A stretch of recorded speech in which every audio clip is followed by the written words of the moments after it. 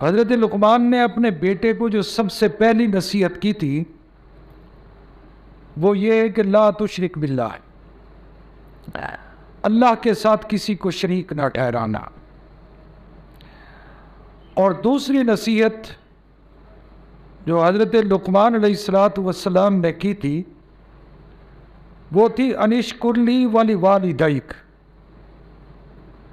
کہ میرا شکر ادا کر اور اپنے والدین کا بھی شکر ادا کر، والدین کی خدمت کر، والدین کا احترام کر۔ یہ دوسری نصیحت تھی، اور اس پر خاصی میں نے تفصیل سے بات کی تھی۔ اب آگے اللہ رب العزت نے ارشاد فرمایا کہ ماں باپ اگر مسلمان ہیں تو ان کی خدمت کرنا، ان کا احترام کرنا تو ہر مسلمان پر فرض ہے، لیکن اگر خدا نخواستہ کسی کے والدین یا تو مسلمان نہیں اور یا وہ اتنے بڑے گناہگار ہیں، اتنے اللہ کے باغی ہیں کہ وہ اللہ رب العزت کے احکامات کے خلاف حکم دیتے ہیں، تو پھر بھی ہمارا مذہب ہمیں اجازت نہیں دیتا کہ ہم اپنے والدین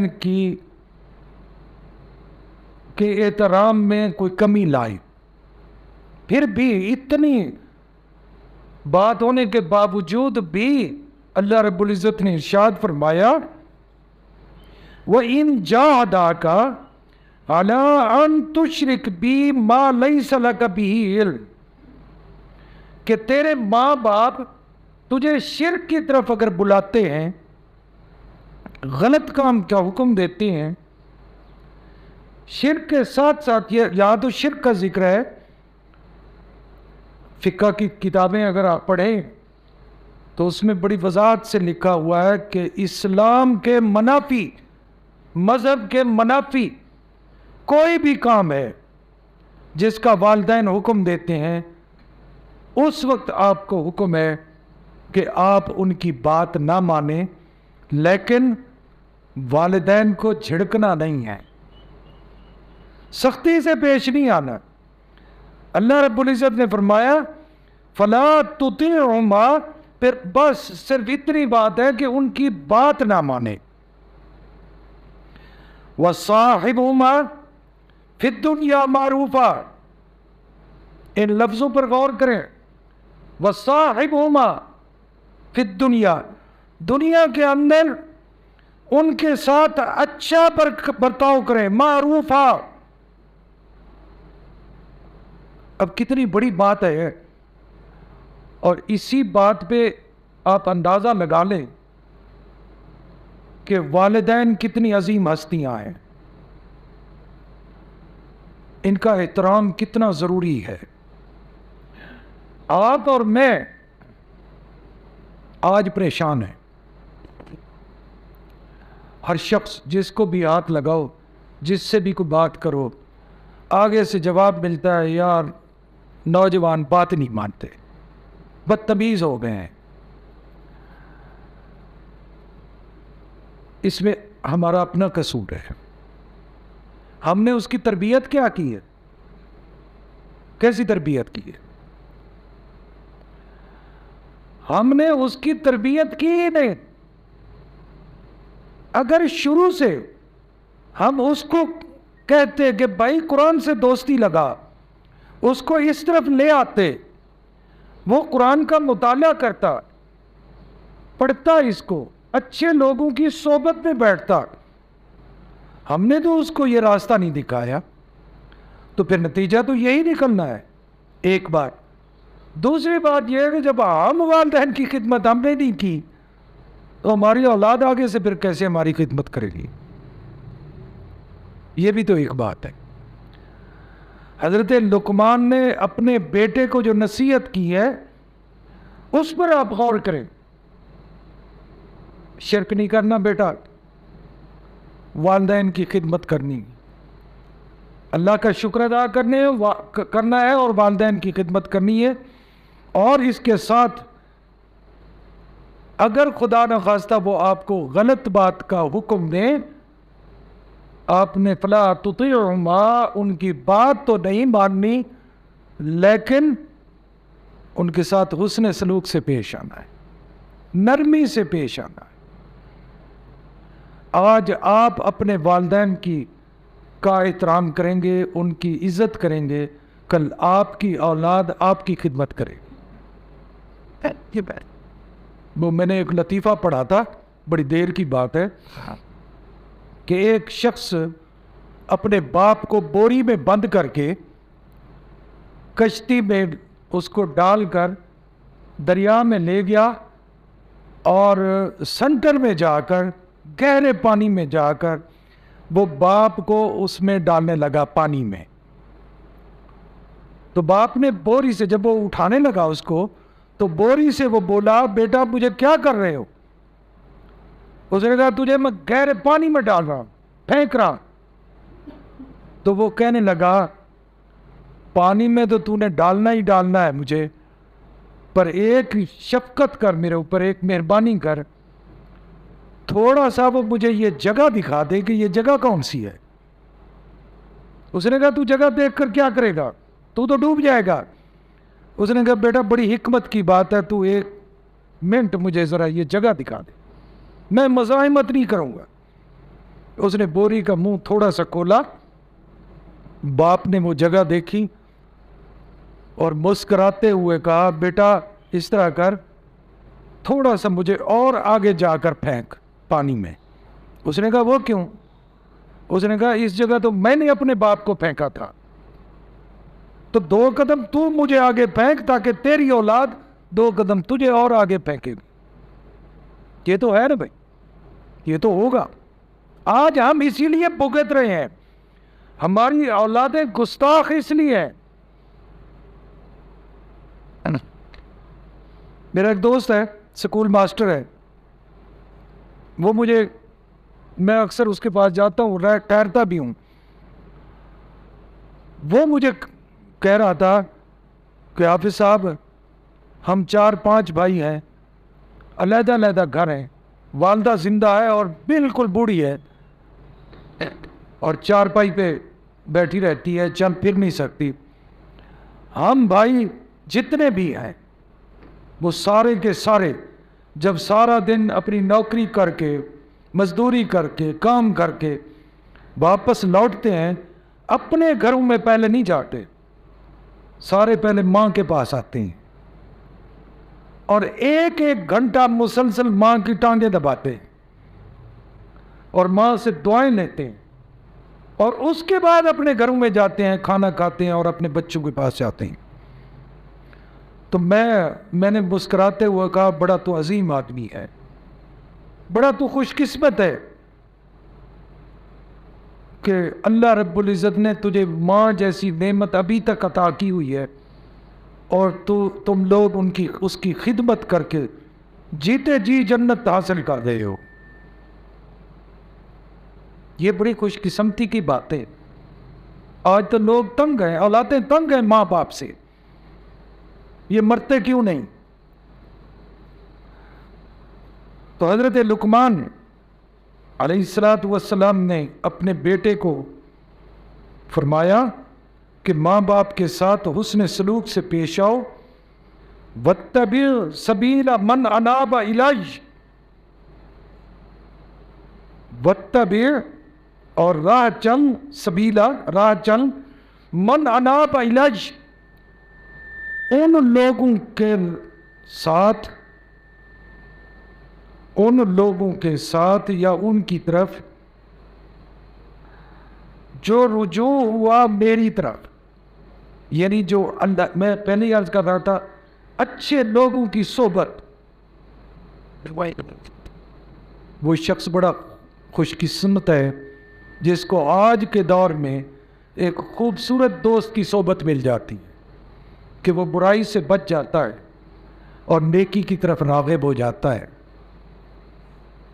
من اناب الیہ، جو اللہ کی طرف رجوع ہو گیا اس کی طرف تم اس کی راستے پہ چلو، اس کے ساتھ دوستی لگاؤ، اس کی صحبت میں بیٹھو. ثم الیہ مرجعکم، پھر تم سب نے میری طرف لوٹ کر آنا ہے. فَأُنَبِّئُكُمْ بِمَا كُنْتُمْ تَعْمَلُونَ، فَأُنَبِّئُكُمْ، میں تمہارے سامنے کھول دوں گا، سب کچھ عیاں کر دوں گا جو تم کرتے رہے ہو.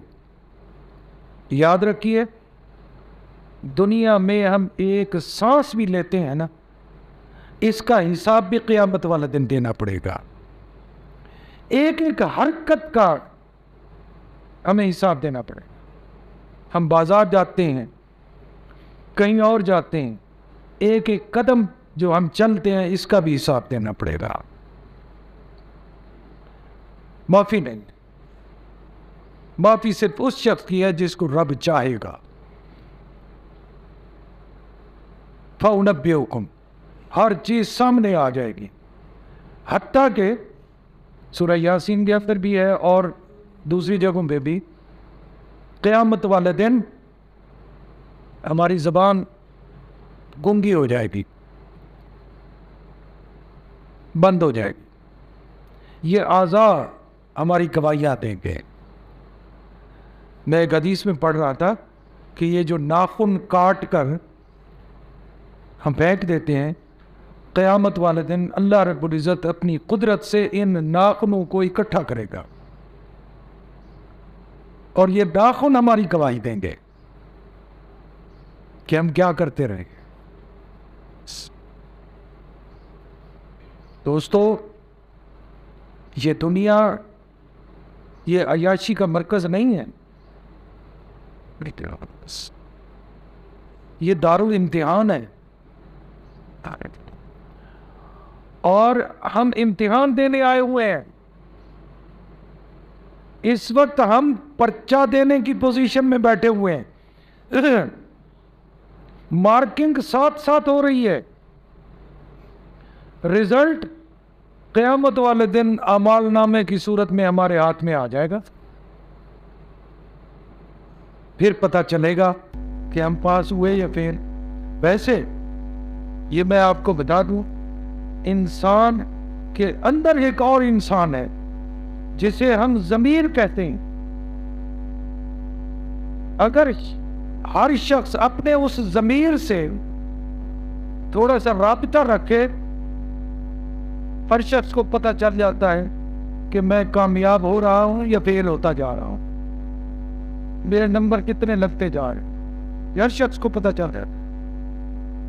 ہر شخص جب کوئی کام کرتا ہے، تاکہ اب آپ اور میں اس مسجد میں آئے ہیں نماز جمعہ پڑھیں گے، آپ کو مجھے پتہ ہے، ہمارے اس اندر والے انسان کو پتہ ہے کہ ہم کس نیت سے آئے ہیں، کتنے خلوص ہے ہمارے اندر. ہم اپنے اوپر بوجھ سمجھ کر آئے ہیں یا اللہ کو راضی کرنے آئے ہیں. یہ تو بھائی اعمال کا دار و مدار نیتوں پر ہے. من قال لا الہ الا اللہ مخلصا فدخل الجنہ. اللہ رب العزت کہ محبوب محمد الرسول اللہ صلی اللہ علیہ وسلم کی حدیث ہے، صحیح مسلم صحیح بخاری کی پہلے باب میں یہ حدیث ہے کہ جس شخص نے کلمہ پڑھا، اب شرط رکھ دی مخلصاً، اخلاص کے ساتھ، فدخل الجنہ، وہ پھر چلا رہے. اگر اخلاص نہیں ہے، آپ نے خالی زبان سے کلمہ پڑھ لیا جیسے ہم نے پڑھا ہے، اس کو حلق کے نیچے نہیں اتارا، بس لا الہ الا اللہ محمد رسول اللہ. میں کہتا ہوں اکثر لوگوں کو تو اس کلمے کا معنی بھی نہیں آتا ہے، اور نتیجہ تو پھر جنت تو بڑی مشکل ہے. جنت اتنی آسانی سے ملنے والی نہیں ہے. تو حضرت لقمان نے آگے فرمایا، اپنے بیٹے کو ایک اور نصیحت کی. یا بنیا انہا ان تکن مثقال حبۃ من خردل فتکن فی صخرۃ او فی السماوات او فی الارض یأتی بہا اللہ۔ اے میرے بیٹے، حضرت لقمان فرما رہے ہیں، یا بنیا، اے میرے بیٹے، اگر کوئی چیز رائی کے دانے کے برابر بھی، مثقال حبۃ من خردل، رائی کے دانے کے برابر بھی، فتکن فی صخرۃ، کہ کسی پتھر میں پڑی ہے، پتھر کے نیچے پڑی ہے، یا زمین آسمانوں کے کسی حصے میں پڑی ہے، رائی کے دانے کے برابر بھی کوئی چیز، یا زمین کے کسی حصے میں پڑی ہے، یأتی بہا اللہ، وہ اللہ کی طرف حاضر کی جائے گی قیامت والے۔ سورہ زلزال 30واں پارہ، اللہ رب العزت فرماتے ہیں کہ تیری رائی کے دانے کے برابر بھی نیکی تجھے قیامت والے دن دکھا دی جائیں، اور رائی کے دانے کے برابر تیری برائی بھی بالکل تجھے دکھا دی جائیں گے۔ چھپنے والی کوئی چیز نہیں۔ یأتی بہا اللہ، ہر چیز اللہ کے سامنے پیش کر دی جائیں گی۔ ان اللہ لطیف خبیر، بے شک اللہ چھپی ہوئی چیزوں کی خبر رکھتا ہے۔ اگلی ایک اور نصیحت کی، یا بنیا، اے بیٹے، اقیم الصلاۃ، نماز قائم کر، نماز مت چھوڑنا، اقیم الصلاۃ۔ اچھا، آپ پورا قرآن پڑھیں، کہیں پہ بھی نہیں لکھا ہوا کہ نماز پڑھو۔ قرآن میں ہے اقیم الصلاۃ، نماز قائم کرو۔ قائم کرنے کا کیا مطلب اور پڑھنے کا کیا مطلب؟ ان میں دو فرق کیا ہے؟ ہم جو نماز پڑھتے ہیں نا، ہم جو نماز کی حالت میں ہوتے ہیں، ہم نماز پڑھ رہے ہیں، نماز قائم نہیں ہو رہی۔ نماز قائم کرنا اور چیز ہے۔ نماز قائم کرنے کا حضور صلی اللہ علیہ وسلم سے کسی صحابی نے پوچھا، یا رسول اللہ، یہ نماز میں کیا کیفیت ہونی چاہیے؟ نماز قائم کرنا ہے، کیا مطلب ہے؟ آپ صلی اللہ علیہ وسلم نے فرمایا، جب تم نماز پڑھ رہے ہوتے ہو، تمہاری کیفیت یہ ہونی چاہیے کہ تم رب کو دیکھ رہے ہو، اللہ کو دیکھ رہے ہو۔ صحابی نے عرض کی، یا رسول اللہ، یہ کیفیت تو بڑی مشکل ہے۔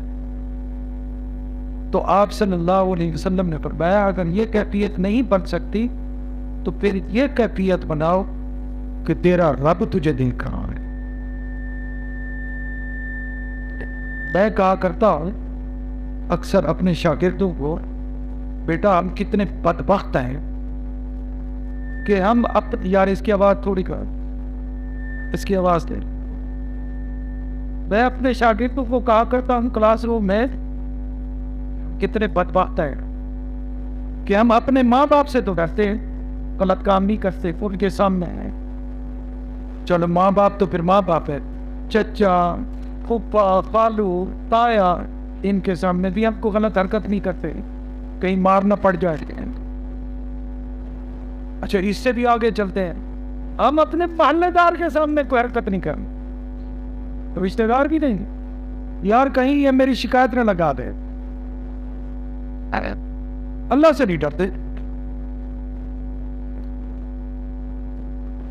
اللہ سے نہیں ڈرتے، ہر غلط کام ہم کر رہے ہیں، حالانکہ بحیثیت ایک مسلمان ہم سمجھتے ہیں میرا رب مجھے دیکھ رہا ہے۔ تو دوست جب نماز پڑھتے ہیں نا جی، آپ دیکھتے ہیں پہلے پہلے کیا کہتے ہیں نماز میں، جب ہم شامل ہوتے ہیں یا شروع کرتے ہیں، کیا کہتے ہیں؟ بولو نا یار، اللہ اکبر۔ نماز قائم کرنا، میں آپ کو بتا رہا ہوں نماز قائم کیسے ہوتی۔ کیا مطلب ہے اس کا؟ کیا اقرار کرتے ہیں؟ اللہ تو سب سے بڑا ہے، کائنات میں تجھ سے بڑا اور کوئی نہیں۔ اس کو کیا کہتے ہیں؟ تکبیر تحریمہ۔ پہلی تکبیر جو ہم کہتے ہیں نا، اللہ اکبر، اس کو کہتے ہیں تکبیر تحریمہ۔ ہر چیز تیرے اوپر حرام ہو گئی، اب تو خالصتاً اللہ کے سامنے حاضر ہے۔ ہماری کیفیت کیا ہو؟ ہماری کیفیت یہ ہوتی ہے کہ ہر بھولی ہوئی چیز میری ہمیں اپنی بات بتا رہے ہیں، آپ تو ماشاءاللہ بڑے نیک لوگ ہیں، ہر بھولی ہوئی بات نماز کے دوران، نماز شروع کرو ہر بات یاد آ جاتے ہیں۔ اس کا مطلب ہے ہماری وہ کیفیت نہیں بن رہی۔ چلو پہلی کیفیت نہیں بنتی، دوسری بھی نہیں بن پائے گا کہ میرا اللہ مجھے دیکھ رہا ہے۔ میں ایک سیرت کی کتاب پڑھ رہا تھا، حضور صلی اللہ علیہ وسلم کسی غزوہ سے واپس آ رہے تھے، ابھی مدینہ نہیں پہنچے، راستے میں پڑاؤ ہو گیا۔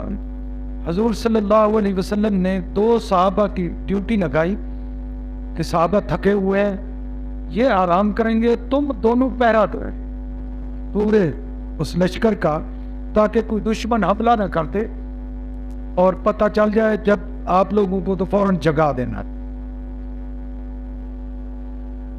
سورے صحابی سو گئے، حضور صلی اللہ علیہ وسلم بھی سو گئے۔ اب دونوں صحابی جاگ رہے ہیں، ایک صحابی نے دوسرے کو کہا یار اس طرح جو ہے نا دونوں جلدی تھک جائیں گے، اس طرح کرتے ہیں کہ ایک سو جاتا ہے ایک جاگتا ہے، آدھی رات مطلب ایک سو جائے گا ایک جاگتا ہے، اور آدھی رات کے بعد وہ دوسرے کو جگا دے گا، پہلا سو جائے گا دوسرا پہرا دے گا۔ انہوں نے کہا یار ہاں یہ بات ہے، وہ ایک اور بھی سو گیا، اب اکیلا رہ گیا۔ اس نے گشت کیا، پہرا دیا، تھوڑا سا گھوما پھرا، اس کو کچھ نظر نہ آیا۔ اب صحابی نے دل میں سوچا کہ بجائے اس کے کہ میں ایسے پھرتا رہوں یا بیٹھ جاؤں کہیں میری آنکھ نہ لگ جائے، تو کیوں نہ ہو کہ میں نوافل شروع کر دے۔ وہ جو دوست اس کا پہرے والا دوست تھا، اس کے وہ جہاں سویا ہوا تھا اس کے ساتھ کھڑے ہو کر اس نے نوافل شروع کر۔ دشمن طاق میں تھا، چاندنی رات تھی، دشمن نے دور سے دیکھا کہ کوئی شخص کبھی بیٹھتا ہے کبھی اٹھتا ہے، یعنی وہ رکوع میں جاتا ہے کبھی سجدے میں، وہ دور سے تو یہی نظر آتا تھا شاید یہ کبھی بیٹھتا ہے کبھی اٹھتا ہے۔ اس نے وہاں سے تیر مارا اور تیر یہاں اس کے لگا اور وہ ہڈی کے پار ہو گیا، گوشت تک نہیں رہا، ہڈی کے بھی پار ہو گیا۔ اب وہ خون بہنا شروع ہوا ہے، وہ اللہ کا ولی نماز میں مست ہے، خون بہتے بہتے نیچے آ گیا۔ اب خون جب بہتا ہے تو گرم گرم ہوتا ہے، اب وہ جو نیچے دوست سویا ہوا تھا اس کے اوپر خون جا گرا، جو ہی گرم خون اس کو لگا تو وہ فوراً ہڑبڑا کے اٹھ بیٹھا، اور اس نے دیکھا کہ ساتھی میرا نماز میں مست ہے اور خون میں لت پت ہے۔ اس نے یوں لایا اور اس کو دشمن نے حملہ کر دیا ہے۔ اللہ کے بندے تو مست کھڑا ہے، اس نے نماز نہیں توڑی، نماز مکمل کی ہے۔ نماز مکمل کرنے کے بعد خیر دوسرے صحابہ کو بھی اٹھا دیا گیا، ادھر ادھر چکر لگایا تو خیر وہ آدمی بھی پکڑا دیا ہے، ایک ہی تھا، اس کو لایا گیا۔ اب وہ جب نماز ختم ہو گئی تو وہ صحابی کہنے لگا یار مجھے درد بڑا ہو رہا ہے، کسی طریقے سے یہ تیر نکالو۔ تو وہ تیر نکالنے لگے تو وہ اس کی چیخیں نکل گئی درد سے، کیونکہ وہ ہڈی میں لگا ہوا تھا۔ وہ سارے کہنے لگے بھائی یہ تو ہڈی میں پیوست ہو گیا ہے، اس کا نکلنا بڑا مشکل ہے، تو تھوڑا برداشت کر۔ اس نے کہا درد اب مجھ سے برداشت نہیں ہو رہا، اب ذرا تھوڑا سا ذہن میں لے آئے، پہلے تو اس کو درد نہیں ہو رہا تھا جب وہ نماز پڑھ رہا تھا، تیر تو اس وقت لگ چکا تھا، وہ نماز کی کیفیت میں تھا. آپ کو اور مجھے چیونٹی کاٹتی ہے نا, اور کئی دفعہ یہ تماشا لگا رہتا ہے, ہمارے ادھر جماعت کھڑی ہوتی ہے, وہ لوگ عجیب کیفیت میں کسی کو جناب چیونٹی کاٹنے, یا کئی دفعہ بچھو آ جاتے ہیں گرمیوں میں, خصوصاً یہ پتنگے آ جاتے ہیں, تو وہ تماشا لگ جاتا ہے. دیکھیں اس کو کوئی پریشانی نہیں ہے, پریشانی کب ہوئی تو نماز سے فارغ ہے. اس نے اپنے دوستوں کو کہا یار ایک منٹ میرے پاس اپنا علاج ہے. انہوں نے کہا کیا؟ اس نے کہا میں نماز شروع کرتا ہوں, جب میں قیام میں ہوں گا میں قرات کر رہا ہوں گا اور تم میرا یہ تیر نکال دینا. اس نے نماز شروع کر دیا, دوستوں نے تیر نکال دیا, وہ ہلا تک نہیں. کتابوں میں لکھا ہے سیرت صحابہ میں کہ وہ صحابی ہلا تک نہیں, جو پہلے چیخ رہا تھا درد سے, کرا رہا تھا. سلام پھیر کر وہ کہتا ہے دوستوں وہ تیر نکالا نہیں تم لوگوں نے. اور اس نے کہا اللہ کے بندے ہم نے تو تیر تیرا کب کا نکال دیا ہے. وہ صحابی کہتا ہے خدا کی قسم مجھے پتہ ہی نہیں چلا. یہ ہے نماز قائم کرنا. ہم نماز رٹی رٹائی پڑھتے ہیں, سبحان اللہ و بحمدہ و تبارک اسمہ و تعالی, آنکھیں بند اور رٹی رٹائی. میں اب دعوے سے کہہ رہا ہوں اس مسجد میں جتنے بھی دوست بیٹھے ہیں, کوئی ایک آدھ کو شاید اس کا ترجمہ آتا ہو, سبحانک اللہم و بحمدہ و تبارک, ترجمہ تو پتہ ہے. نماز کے ہماری نماز ایسی ہے تو اقیم الصلاۃ, بھائی نماز قائم کرو. دوسری بات, ایک حضرت صاحب معذرت کے ساتھ, وَأْمُرْ بِالْمَعْرُوفِ وَانْهَ عَنِ الْمُنْکَرِ. اگلی تصویر, وَأْمُرْ بِالْمَعْرُوفِ,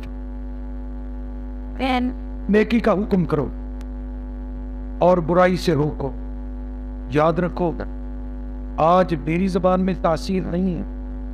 آج علماء کرام کی ہم تقریریں سنتے ہیں, ایک کان سے دوسرے سے نکال لیتے ہیں.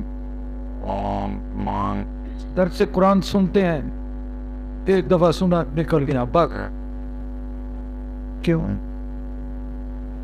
ہماری زبانوں میں ہماری باتوں میں تاثیر کیوں ختم ہوئی ہے؟ وہ اس لیے کہ ہم خود عمل نہیں کرتے ہیں. وَأْمُرْ بِالْمَعْرُوفِ, بھئی حکم تو دے نیکی کا, خود کرے نا, تو پھر ہماری زبان میں ہماری بات میں کیا تاثیر ہوگی؟ کون ایکسپٹ کرے گا ہماری بات, کون قبول کرے گا؟ تو دوستو پہلے خود عمل کرو, پہلے نمونہ بنو, سمپل بنو, پھر جا کر بات آپ کی مانی جائے گی, آپ کی بات میں تاثیر ہوگی. اس وقت تک تاثیر نہیں بنے گی جب تک خود ہم عمل نہیں کریں گے.